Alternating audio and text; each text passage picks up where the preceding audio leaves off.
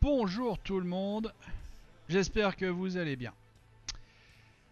Hier soir, j'ai terminé ça, Titan saison 3. Et en fait, on va profiter de cette chronique pour faire la chronique en même temps de la saison 2 et puis de la saison 1 parce que bah j'ai pas fait ça les années d'avant vu que j'avais pas démarré ma chaîne. Alors, de quoi ça parle Titan saison 3? Titan tout court, pardon. DC Titan, voilà, DC Titans, pour faire bien. C'est tout simplement les titans dans les super-héros DC versus les super-héros Marvel. On n'oublie pas, il y a le Marvel d'un côté, le DC de l'autre. DC c'est toute la série, pour ceux qui ne savent pas, vite fait, DC c'est toute la série des Superman, Batman, Flash, le Arrowverse, tout ce qui va être Justice League avec Wonder Woman, avec comment il s'appelle, Jason Momoa, là, Aquaman. Et alors, les titans, ça va être un peu je dirais les sous-super-héros. Parce qu'en fait, les titans, le noyau dur des titans, ça va être Robin, donc qui est l'acolyte comment il s'appelle, de Batman. Ça va être Dana Troy, qui est en fait l'acolyte de Wonder Woman. Le noyau dur, sont ces deux-là qui vont s'arroger les services. Alors Dana Troy, pardon, j'ai oublié de dire, oui, Wonder Girl. On va trouver aussi, comment il s'appelle, Superboy, qui est donc alors qui n'est pas l'acolyte justement. Je sais plus trop comment ils l'ont mis dans DC, mais Superboy c'est l'émanation en dessous de Superman. Alors on ne verra pas Supergirl puisque Supergirl elle est ailleurs, elle est plutôt mise dans le Arrowverse. J'ai pas compris pourquoi ils ont fait ça non plus, mais voilà. Donc on aura l'occasion d'en reparler puisque j'ai vu toutes les séries du Arrowverse et je ferai des chroniques là-dessus ultérieurement. Je ferai une belle chronique un peu longue à mon avis parce que 8 saisons de Arrow va falloir. Puis vu que c'est fini, voilà. Alors, la saison 1 de DC Titans, c'est sympa, ça ouvre les portes, ça présente les choses, et on se rend bien compte qu'il y a déjà un lourd passé psychologique avec des trucs compliqués, que Robin débarque un peu là-dedans avec ses casseroles, avec tout un tas de choses comme ça, qu'il s'est passé plein de trucs en fait avant la série. Et c'est l'habitude de DC. C'est le truc de DC versus Marvel. DC a des héros, des super-héros qui sont assez noirs. Quand on regarde Batman, il est très très noir.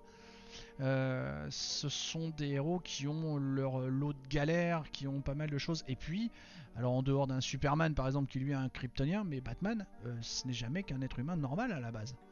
Il n'a pas de super pouvoir, il n'a pas de choses innées, comme on peut voir chez Marvel, avec un Spider-Man qui s'est fait croquer par une araignée, avec des gens comme ça, avec un Doctor Strange, pof, qui en a pris plein la tête de la magie et qui fait n'importe quoi avec, et ainsi de suite, et ainsi de suite. Chez DC, on n'a pas ça. Chez DC, on travaille sur des univers plus noirs, plus glauques, avec des héros qui sont là pour sauver les gens, mais qui vont pas tous très bien dans leur tête. Donc cette première saison pose les bases de cet univers entre guillemets de DC Titans qui est bien. La deuxième saison, moi j'ai trouvé que c'était une très bonne suite qui permettait avec un bon fil conducteur, qui permettait de continuer à évoluer et à voir les personnages évoluer les uns par rapport aux autres. Euh, c'est c'est pas mal fait, sachant que voilà, moi quand j'étais gamin j'étais à fond Marvel. Justement parce que j'aimais pas trop DC, c'est trop compliqué en fait quand on est gamin d'ici. Et puis j'ai appris à aimer DC en vieillissant, tout simplement. Et dans cette saison 3, eh bien, c'est super cool parce que là, les historiques de chacun des personnages sont bien posés, on sait à qui on a affaire, et là on rentre dans quelque chose de plus profond, on rentre dans quelque chose de plus sévère. On rentre aussi avec de la tristesse puisque il va arriver le décès de notre amie Wonder Girl. Alors oui, je me permets de spoiler, pardon, j'ai pas prévenu que j'allais spoiler pas trop, enfin un peu quand même. Les épisodes étant sortis déjà depuis plusieurs mois, je me doute que tous ceux qui sont fans l'ont vu, et ceux qui l'ont pas encore vu ont besoin de se faire peut-être une idée. Bon, je vais y aller mollo sur le spoil, peut-être alors. Mais voilà, et elle est pas vraiment morte, hein, donc enfin c'est compliqué. C'est justement, c'est toujours toute la complexité qu'on a chez DC qui fait sa richesse et qui fait son intérêt, qui fait son attrait. Moi, ce que j'en ai retenu, voilà, c'est ça, c'est vraiment cette richesse, cette profondeur dans chaque personnage. Même si il y a quand même quelques personnages, je trouve, qui sont mal joués. Hein. Il y a un perso que j'aime pas trop. Alors peut-être, je sais pas, peut-être que c'est parce que j'aime pas trop l'acteur, j'en sais rien. Je vais vous retrouver ça tout de suite. C'est le deuxième Robin. Alors comment ils l'ont appelé du coup? Parce que c'est pas Robin 1 et Robin 2, parce que l'acteur principal, le Robin principal, il finit par s'appeler Nightwing. Et l'autre, oui, toujours mes mêmes problèmes de mémoire. Donc heureusement que j'ai tout ouvert là. Mais il faut que je le revoie parce que c'est écrit tout petit. C'est Tegan Croft? Non, ça c'est une fille. Les photos sont trop petites. Je suis désolé. C'est comment il s'appelle? Jason Todd, voilà, joué par Curran Walters. Alors je sais pas, Curran Walters, je sais pas, c'est peut-être lui que j'aime pas, sa façon de jouer. Et il joue Jason Todd, Red Hood. Voilà, Red Hood Robin. Puisque en fait comment il s'appelle, Brenton Thwaites qui joue Dick Grayson Robin, c'est Nightwing Robin. Je sais pas, Jason Todd, le personnage, je sais pas si c'est lié justement à l'acteur qui a décidé de le jouer comme ça ou qui est juste parce que c'est un acteur qui n'a pas une grosse carrière. Moi je l'ai vu dans aucune autre. Je sais que je vous regarde plus parce que je suis en train de revérifier mes notes. Je l'ai vu nulle part ailleurs. Moi c'est la première fois que je vois ce gars-là. Et c'est peut-être le personnage Jason Todd qui est juste un putain d'ado chiant mais casse-couille. Mais vous imaginez pas. Enfin vous imaginez pas si vous avez vu. Voilà, ça c'est vraiment ouais, c'est vraiment le bémol. Mais en même temps, je crois il est dans l'histoire pour ça, pour casser les couilles des gens. C'est le mec qui arrive pas à jouer en équipe, qui se fait rappeler à l'ordre à chaque fois, avec Dick Grayson qui arrête pas de dire faut rester en équipe, faut rester en équipe. À chaque fois qu'on a essayé de faire le truc tout seul, on s'en est mordu les doigts. Confère, je sais plus si c'est saison 1 ou non saison 2 justement. Dick Grayson dit non mais c'est pas votre problème, je m'en occupe tout seul. Puis il en prend plein la tête et heureusement que ses copains finissent par arriver. Donc voilà ce que j'en retiens. Est-ce qu'il y a vraiment matière à en dire plus? Bon, ça reste une série de super-héros, de jeunes super-héros, donc plutôt à l'attention d'un jeune public. Alors moi j'en fous, je suis teenage dans ma tête depuis que j'ai quitté l'âge des teenage, j'ai pas évolué. Donc moi ça me plaît bien. Quoi dire de plus? C'est une bonne série. Voilà. Mais ça s'est entendu depuis le départ. On va faire une petite revue parce qu'il y a comment ça s'appelle, quelques acteurs justement que j'ai vus dans d'autres choses et pour lesquels j'ai pratiquement pas de souvenirs, donc c'est ça qui est assez génial. On va prendre le Brenton Thwaites qui joue Dick Grayson justement. Alors lui, il a été vu dans Pirates des Caraïbes, La Vengeance de Salazar, pour jouer comment il s'appelle, Machin Turner. Pas le héros, mais l'autre. Tiens, ça y est, j'ai perdu l'affiche. C'est je suis désolé de vous faire attendre comme ça. Henry Turner. Henry.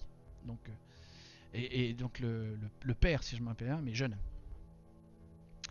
Ensuite, nous avons une actrice qui s'appelle Connor Leslie, qui joue Dana Troy Wonder Girl. Alors elle, par contre, je me suis aperçu que je l'ai vue dans pas mal de choses. Mais alors, elle ne fait que des apparitions. Par exemple, dans Elementary, pour son rôle de Molly Parson, un épisode. Aucun souvenir. Et Elementary, j'ai adoré. Dans Blacklist, alors que j'adore aussi, Gwen Hollander, dans 2 épisodes qui se suivent l'un l'autre. Aucun souvenir. Je me suis repassé, j'ai regardé quelques images disponibles sur IMDb. Non. Dans Hawaii 5-0, elle joue le rôle de Sabine pendant 6 épisodes. Aucun souvenir, toujours pareil. Dans Revenge, elle joue le rôle de Bianca. Je vois pas qui c'est. Et enfin, dans les séries New York, alors dans New York Section Criminelle, elle fait une apparition dans un. Enfin, elle tient un rôle dans un des épisodes où elle joue Mia Caruso. Et dans New York Police Judiciaire, elle joue le rôle de Elisa dans un des épisodes. Mais là, pareil, aucun souvenir. Et je sais que je les ai vus. Hein. L'autre acteur, un autre acteur que j'ai vu dans quelques trucs, et j'ai été super étonné, et puis après j'ai compris, c'est Alan Ritchson qui joue le rôle de Hank Hall, et dont le nom de code est Hawk. Alors, lui, il est en train de jouer dans une série qui s'appelle Jack Reacher, pour laquelle je fonde beaucoup d'espoir, parce que moi j'ai bien aimé le rôle, le personnage de Jack Reacher, joué par Tom Cruise, si je me rappelle bien, au cinéma. Et en faire une série, j'espère que ça va être à la hauteur. Sinon, ce brave garçon, on l'a forcément vu dans DC Legends, DC's Legends of Tomorrow, pardon, et dans Supergirl, mais en fait, c'est pour les crossovers, parce qu'il apparaît dans le crossover Crisis on Infinite Earth, dans le Part 1 et dans le Part 5. Et là où j'étais étonné quand j'ai vu ça dans la liste, j'ai dit tiens, il a joué dans Ninja Turtles 1 et 2. Ouais, je dis bizarre, je le reconnais pas. Oui, bah il joue le rôle de Raphaël. Donc pour le reconnaître, pas facile. Et vu que je regarde tout en français, bien entendu, eh ben j'ai pas la voix puisque j'ai des doublages en tête et c'était pas le même doublage. Il joue le rôle de Gloss dans Hunger Games l'embrasement. Bon, j'ai vu mais je m'en souviens pas. Il joue dans un épisode de Highway 5.0, il joue le rôle de Freddy Hart. Là où j'étais un peu plus étonné parce que Smallville, il joue le rôle d'Aquaman, donc il apparaît assez régulièrement. Mais à la réflexion, je finis par me demander si c'est pas le morceau de série que j'ai pas vu, parce que j'ai pas vu toutes les saisons de Smallville. Et puis pour finir en 2010, hein, et donc là ça commence à dater un peu, il a joué le rôle de Paul Arnett dans un des épisodes des Experts Miami. Après on va passer sur un autre acteur qui s'appelle Vincent Kartheiser, qui joue le rôle de Scarecrow ou Dr Jonathan Crane, en fonction de super vilain, parce que c'est un super vilain Scarecrow. Alors, il a un rôle important dans une série que j'ai vue et que j'ai beaucoup aimé, qui s'appelle The OA, où il joue le rôle de Pierre Ruskin. Et c'est vrai que sur le moment, je l'avais pas reconnu. Parce qu'en fait, Pierre Ruskin dans The OA, c'est un barbu, machin, alors que Scarecrow, là, c'est cheveux mi-longs, glabre. Enfin, au début, il a grosse barbe, puis après glabre. Enfin, difficile. J'ai eu du mal à le reconnaître. Et puis je l'ai vu dans la série Angel, avec, pour ceux qui se rappellent, hein, parce que Angel c'est 2002 à 2004, à peu près environ, où il joue le rôle de Connor dedans. Angel c'est la série avec le... Eh ben je sais plus. Celui qui joue dans Bones, qui joue Booth dans Bones, et Charisma Carpenter. Et ben je sais plus, tant pis. Si je vous cherche ça quand même vite fait. Angel, voilà.